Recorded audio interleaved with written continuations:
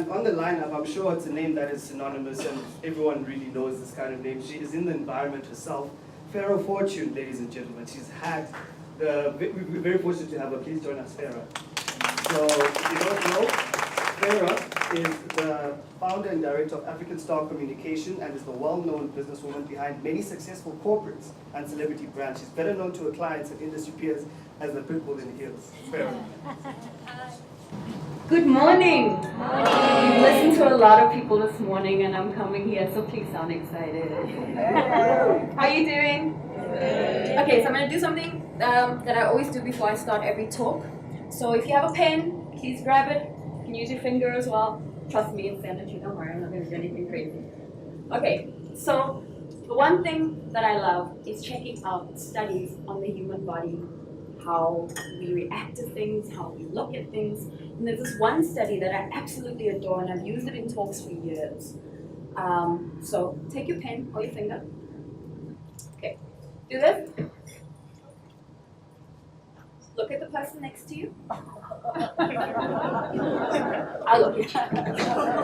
What are you doing? You're smiling. Okay, and that's an actual scientific study, and it was done with employees.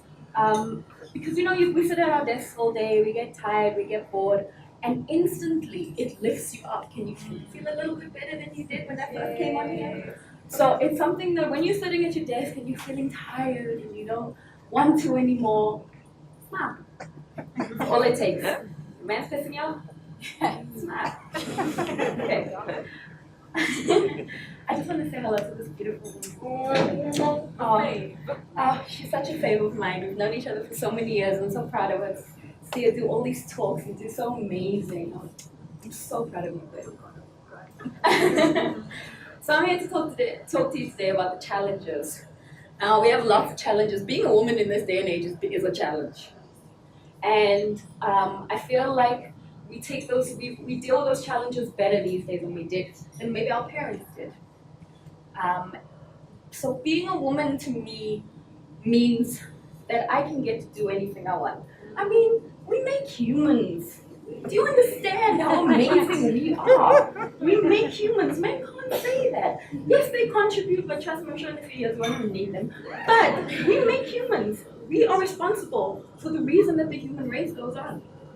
Imagine how amazing that is. No other species, shouldn't say other species, men can't say that. Let's just say men can't say that. So I'm going to go through a little bit about my story and how I got here today. I started my business, African Star Communications, in 2008. I was working for a public relations company. I hated my boss, she was a bitch. I hated her. I hated going to work. I hated every minute of that job. I hated the fact that I made 12,000 Rand a month. I hated the fact that I was billing my clients 2.5 million and I was seeing 12,000 of that. And I figured, you know what, if I'm so good, or I think I'm as good as I am, why am I not doing this for myself? So I went through what we all go through when starting a business. Can I afford it? Can I do this? How am I going to pay my bills? And I mean, I won't say I'm a single mother. I'm a mother that is not with the father of a child. And I sat there and I thought, how am I going to do this? And I picked up this book called The Secret. And I read this book, and it absolutely inspired me to be the person that I am today. I walked into my job after finishing this book. No savings, no nothing. And I had registered my business. And this particular day of the 20th of June, 2008, I walked in and I logged onto my emails and my company registration was there. And I didn't even think, I didn't hesitate. I wrote my resignation letter, packed my stuff back up, went to my boss, gave it to her and said, I'm out. Thinking it was going to be so amazingly easy because nobody told me how hard it is to run a business. That is the one thing that people don't tell us as entrepreneurs. It is really, really hard. We get to see all the glamorous side of people that have been amazingly successful, but we never ever see the hard side of it. But anyway, in my imagination, it was going to be amazing. So I walked out of there And I had this 12,000 Rand paycheck, and I paid off my bills, and 1,000 Rand left. And I bought my CC and some business cards. My CC was 589 Rand. And the rest of the money I spent on these really crappy business cards. But they were mine, and I was happy with them. And I went off into the world and I started my business. Within 3 weeks, my first job was with AIG. AIG were looking for someone to do a small charity day for them. And I went in to go and pitch. I was the only woman sitting in that waiting room to pitch. I walked in, and before I walked out, they told me I got the job. It was a 10,000 Rand job. Do you know what 10,000 Rand is when you're earning 12,000 Rand? To make 10,000 Rand like that, I was so impressed with myself. I thought I was amazing. Not realizing I wasn't going to make money for another 3 months. And that's when I realized how hard business really is. And that's when I realized that it was more than just saying you are a CEO of a company. I want to refer back to some tweets that Janine was actually tweeting yesterday about titles. And it caused quite a bit of a stir. But I want to reiterate what she says, because I totally agree with it. Titles mean nothing when you don't know who you are. And the one thing my mom and my grandmother always used to tell me is, if you don't know who you are, you don't know where you're going. Because if you don't know where you're going, you're going to stand there. And that's all it's ever going to be for you. And that's one thing I grew up remembering time and time again. So anyway, I started this little business. I was so broke, guys. You don't know broke till people, you have your electricity cut off. They took the box out of my house. That's how broke I was. That's how much I couldn't afford the electricity. They took the box out of my house. Do you know what that feels like to have a 3-year-old daughter and they come and take the electricity box out of your house? At this point, I lost my house. I had started my business, but I lost my house. So for a couple of weeks, my daughter and I, we played games. We were living in the car, and it was a game to her. I'm very grateful. She's almost 13. She doesn't remember any of this. But you realize that when people tell you they're broke, no one can tell me they're broke until they've been through that. Until you realize that there is nothing left. Until you go through that, then you know you're broke. And at this point, I seriously was going to give up my business. I was seriously considering getting a job. And I figured, you know what? This is going to go 2 ways for me. Because this thing called life, there's no rewind button on it. Okay? You don't get to do this thing twice. So I figured I'm just going to go for it, and I'm going to keep going for it. And I did. And I had no petrol in this car that was standing. And I would walk to meetings. And literally, I lived in Randburg, and I would walk from Randburg to Sandton. I put my heels in my bag and my flip-flops and my flip-flops on my sneakers, and I'd walk. And I'd get there early so I could wipe myself down in the bathrooms before I go into this meeting. That's how I lived for 3 years. 3 years of this business. And it looked so glamorous to everyone else. You know when they say people go to events to eat? I did that. Like, I'm not even ashamed. I did that. Because I knew that one day it was going to work. The biggest challenge I had in building my business and why it took me so long is because I chose a route that I will never judge anyone. Because of what I've been through, I'll never judge anyone for it. But I chose a route where I decided that I was not going to sleep my way to the top. That was one of the biggest and hardest decisions I've ever made in my life. When you have no food in your fridge and you need to worry about your child eating, trust me, making that decision is a very hard thing, and I will never judge anyone for doing that. I decided not to, just purely because I knew I have to get up every morning and look at myself. And I also always said I would every boardroom I ever walked into, there is no man that's going to look down on me because he's seen me naked. And that was a very hard decision to make for me. And I look back at it now and I think, I wonder if I would have been further. I wonder if I would have been richer. I wonder if I would have been better off. And I'll never know. But I'm very grateful almost 10 years down the line that I'm here. Challenges in business they don't stop. Please don't ever think sitting here and getting all this amazing advice or insights or stories that you're going to walk away. Your problems are just different levels of problems. Being broke at 70 Rand was where I was broke. Now 700 grand for me is broke. Big difference. Big, big difference. Your problems don't get any less, just your levels of problems. That's all. You eventually will get to a point where you have staff. Now you're responsible for people's bread and butter. Now they eat because you're eating because they're eating. And I have an amazing group of women that I work with. Just to let you know, I only hire women. We only use female suppliers. And that was my choice. I made that choice because I felt like when I started, the public relations industry was very male dominated and still is in a lot of ways. Many of the companies that you see that are run are actually female run but not female owned. So it's still a very male dominated industry. So I still deal with a lot of men in very high positions that I still have to convince of how amazing I am and I'm not just pretty. And that is hard, guys. That is really hard because we grow up believing that our purpose or the only value we have in life is being wives and mothers. And no one ever thinks that you can be so much more than that. We are judged on the fact that maybe we don't want to get married. Marriage is not everybody's ambition. It's not everybody's achievement. Being a mother is not everybody's ambition or achievement either. So we grow up in society with these things where we are made to feel that to be a woman, you must give birth. To be a woman, you must be someone's chosen one. And that's not what it's about. And I think we live in a society where we very much feel like this is what we're supposed to be before we are businesswomen. Before we are anything else to anyone else, we have to be these particular women. So I faced a lot of challenges in this business. I've faced challenges where I've literally sat there and cried and thought, oh my God, how am I going to pay salaries? How am I going to get through this month? How am I going to do this? The one thing you must always understand is that giving up is never your option. Somehow, some way, you will pull through. Somehow, there will be an opportunity for you to fix things.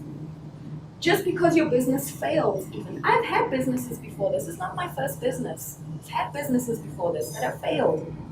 This is the business that was successful.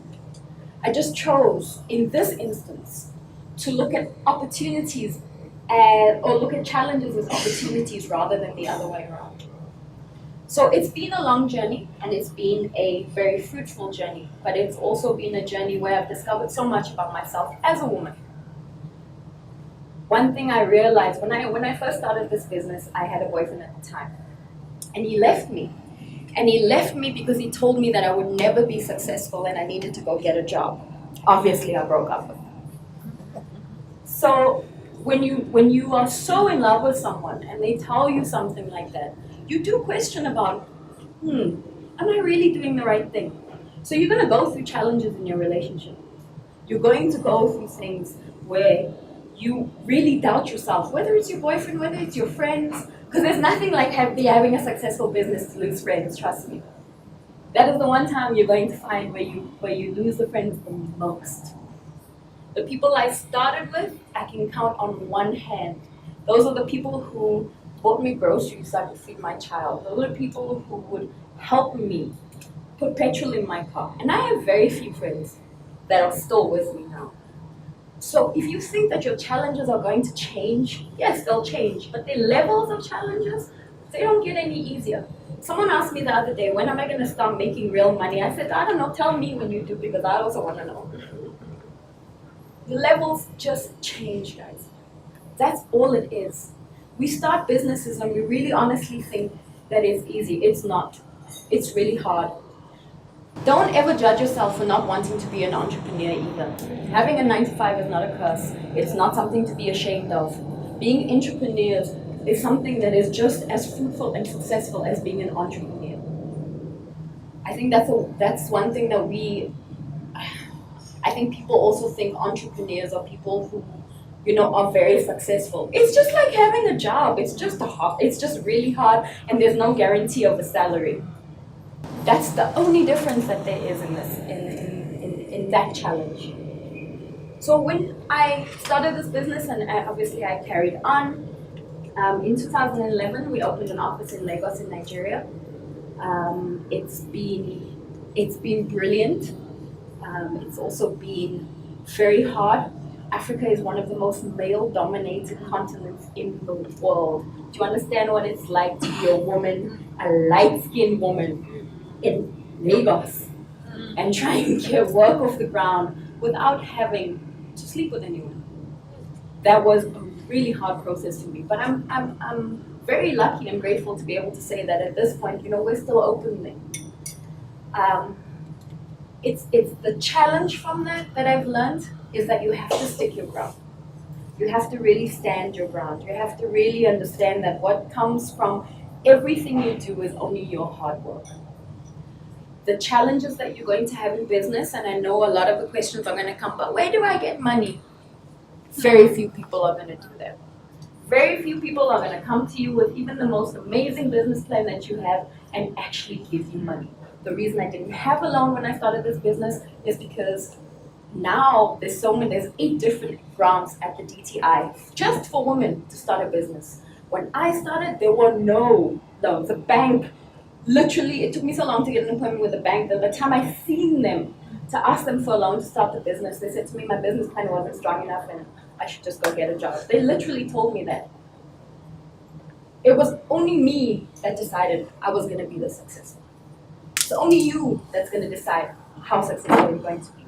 It's only you that's going to decide what paycheck you get yourself every month. It's taken me a long time to get to this point where I have some sort of financial freedom. So if you think this is going to happen overnight, I'm sorry, I'm 10 years in. And it's still a challenge for me every month to make sure that I make sure that my staff are paid. Because that's my number one priority in life. Every month, to make sure my staff are paid.